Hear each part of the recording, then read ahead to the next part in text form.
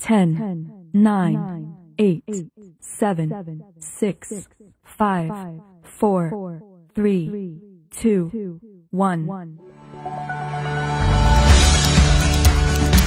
Good morning, Yusana Philippines! And allow me to welcome all of you to the very first We Forum, and thank you for joining us all today.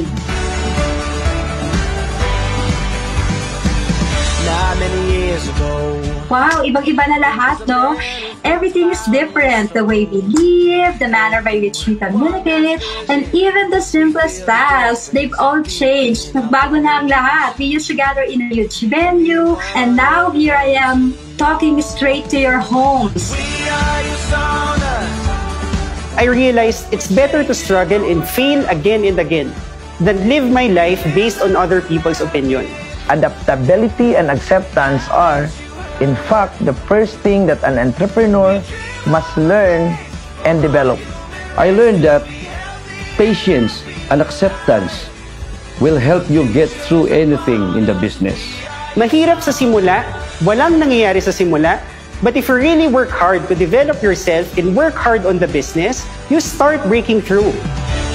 What you have achieved during this pandemic, I simply have no appropriate words except truly bongga.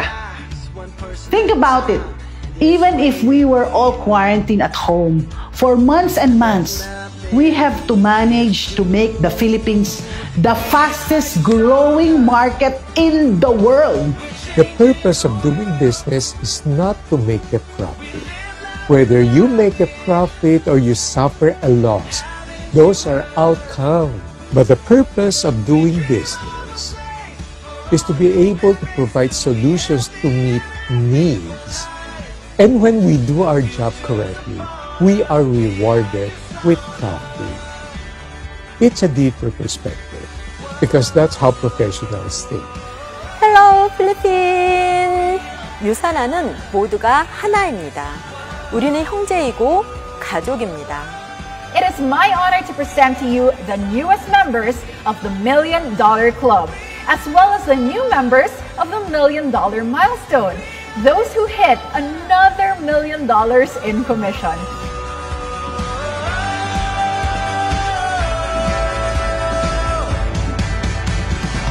Nation to nation we go.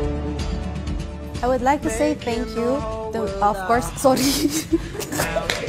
Thank you, sir. Awkward. I want to appreciate all the associates, all the leaders in Philippines in the past year.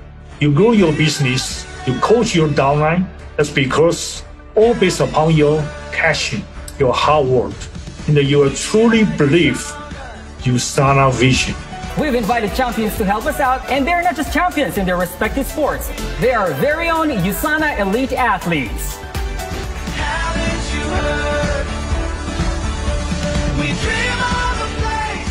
This pandemic has also made us realize a whole lot of more.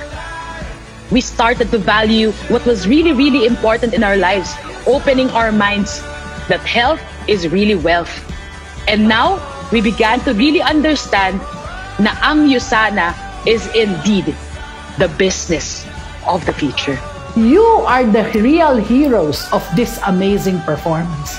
Kung wala po kayo, wala kaming pagsisilbihan. You are everything that typical Pinoy is, very resilient. You know, I am not the only one here, but the whole of you are the heroes of our USANA Philippines. Maraming salamat po. You are not just entrepreneurs, you are winning entrepreneurs. Thank you again for being part of this very first We Forum. I'm sure po nag-enjoy kayo. I am confident again that together, we will scale new heights.